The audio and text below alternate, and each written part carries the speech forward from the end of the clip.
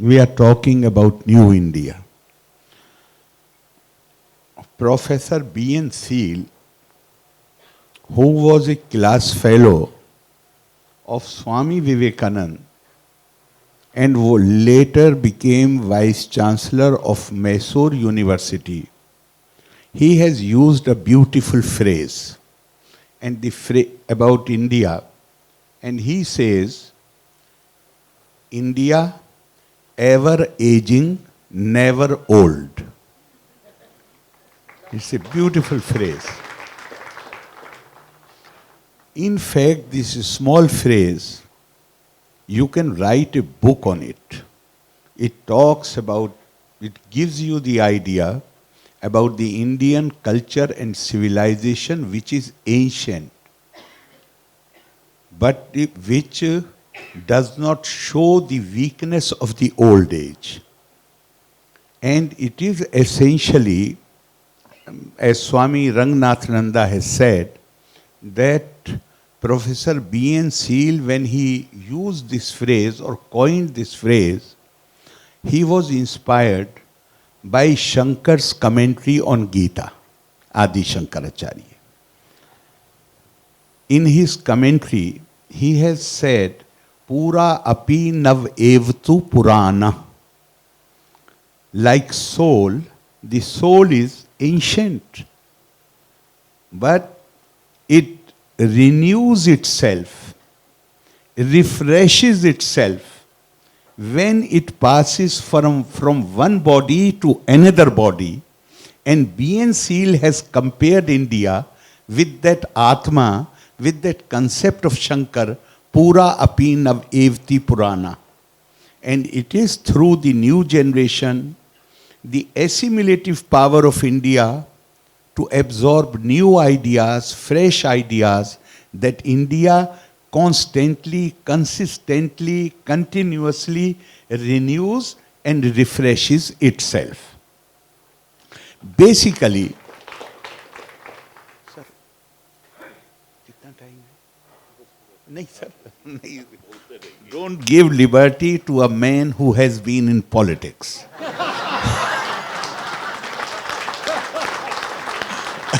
Please, don't take that chance. Basically, what a civilization is. A civilization is whatever makes one proud to be a human being. It is our civilizational legacy, heritage, which somebody has said that ambition uninspired by an ideal of character leads to rascality. The role of the civilization is that civilization places before you ideals of characters.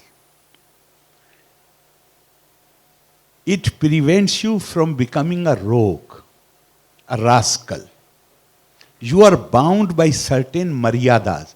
These maryadas, these limits, they come from your civilizational heritage. And it is for nothing that Iqbal said,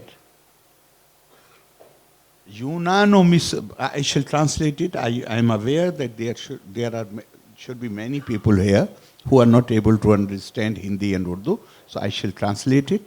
But first, let me recite the original thing.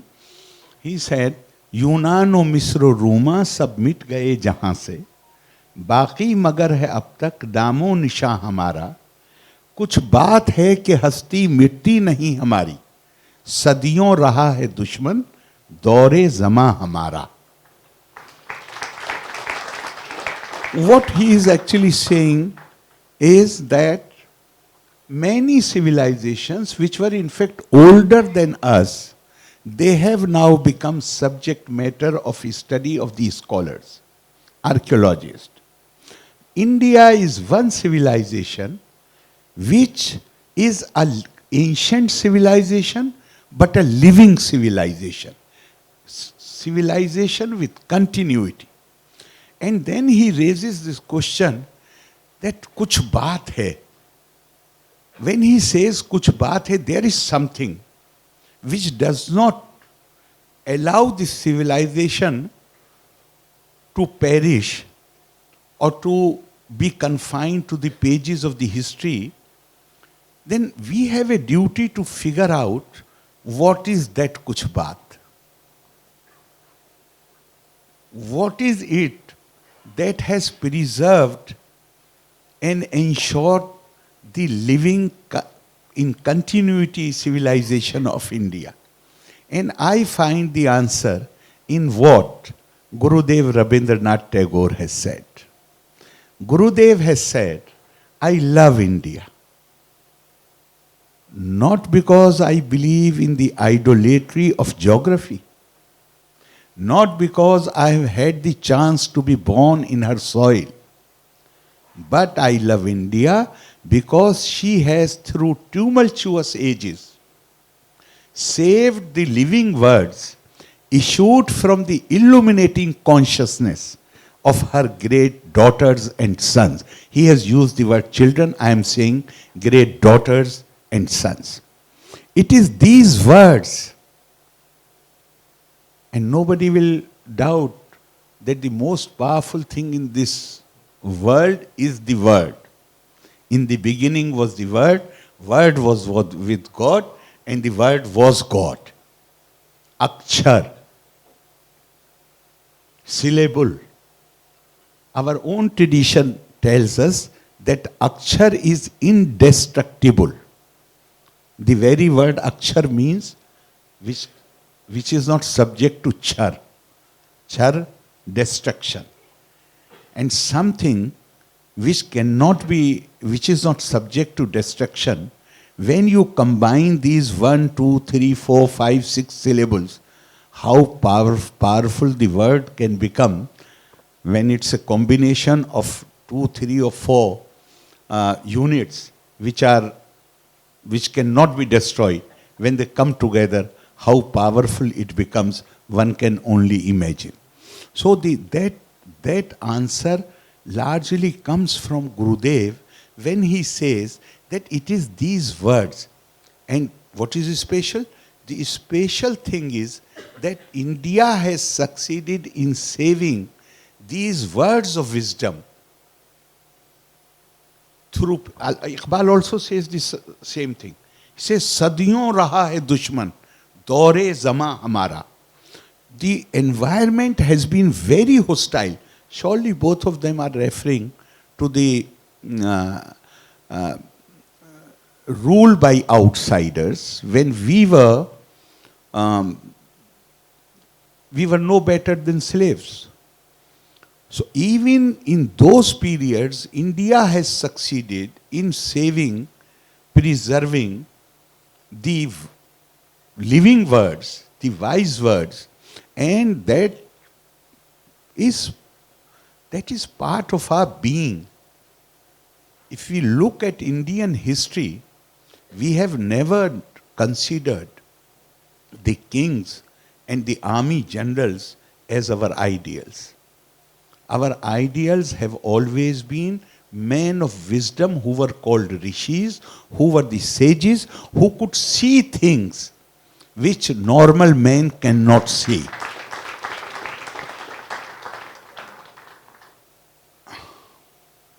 And as you have given a beautiful quote in your background paper of Shri Aurobindo,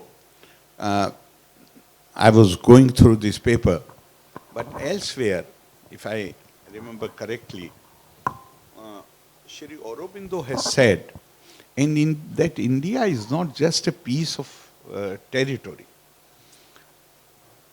She is Godhead, she is power.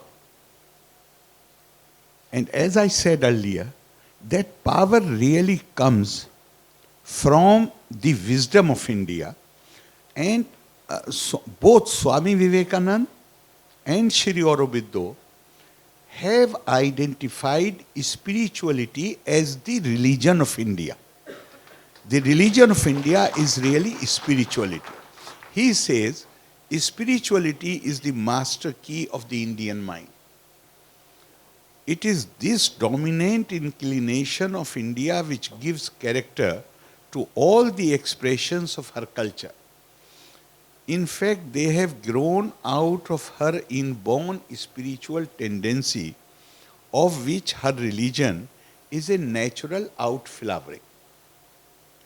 The Indian mind has always realized that the Supreme is the infinite and perceived that the soul in nature, the infinite must, that to the soul in nature, the infinite must always present itself in an infinite variety of aspects.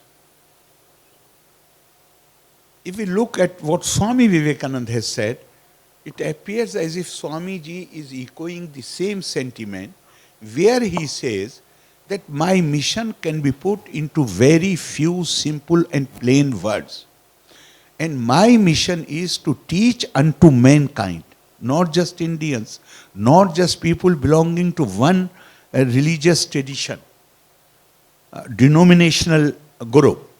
My mission is to teach unto mankind their divinity, and its manifestation in all walks of life.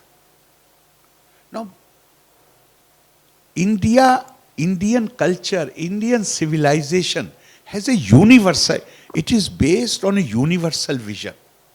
The Indian culture does not view a person in terms of variable and alienable factors like caste, creed, color, language, social status.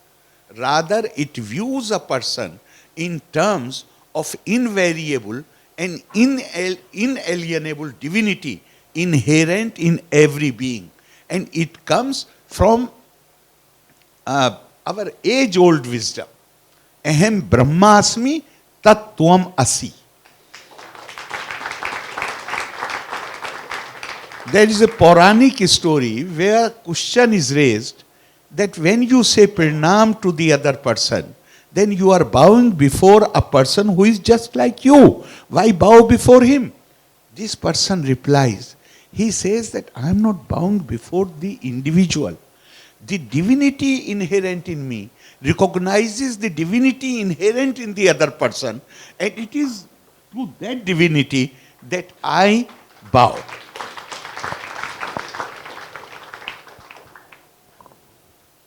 So the point I made in the beginning was to highlight the fact that what has given, ensured, the life and continuity of Indian civilization is basically the rule which our sages found at the beginning of the civilizational journey of India.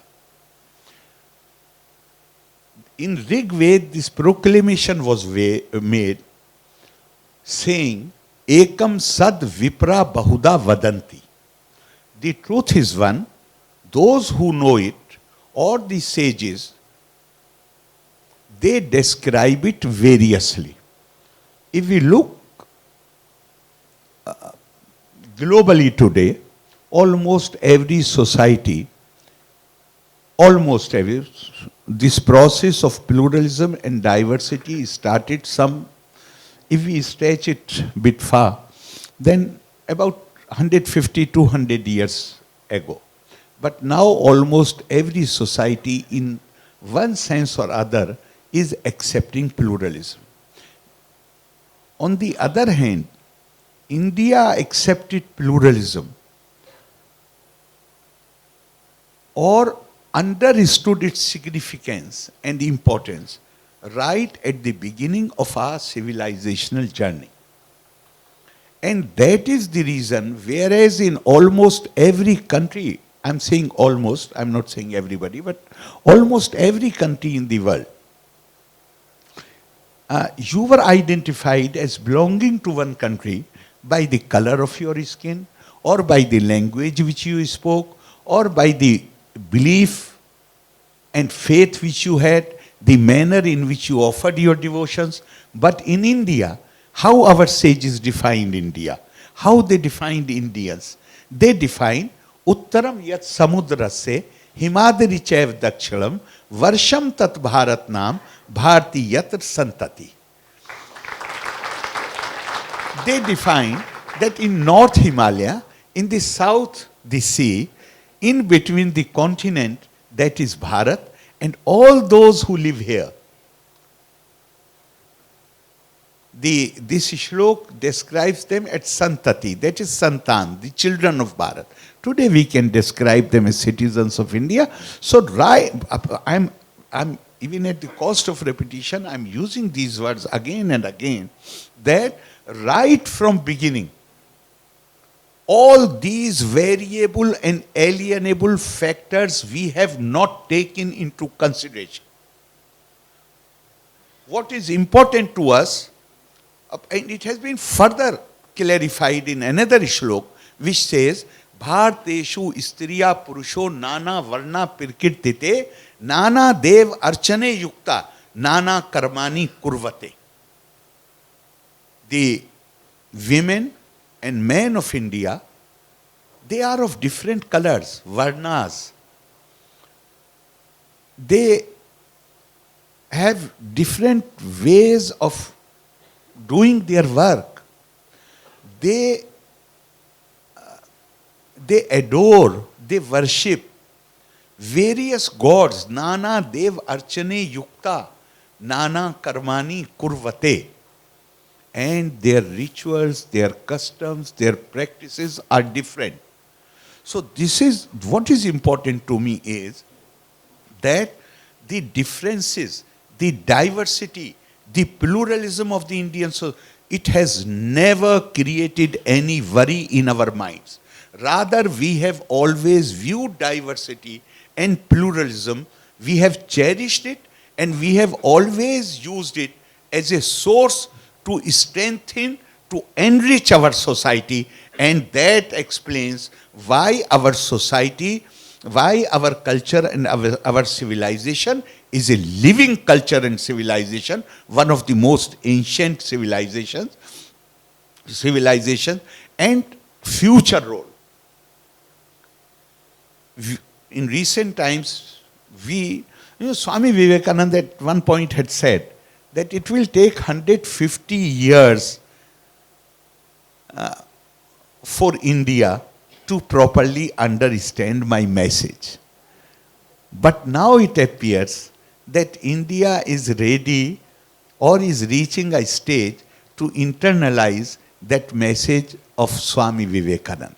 And we are talking, we have become aware, we have become conscious of the role which we have played in the past. We are talking about India becoming Vishwa Guru again. What the Indian sages had envisioned. The Indian sages had envisioned, Etad desha parshu tasya sakashad agraj anmana somsam charitram shikshiram prithviyam sarvam anava.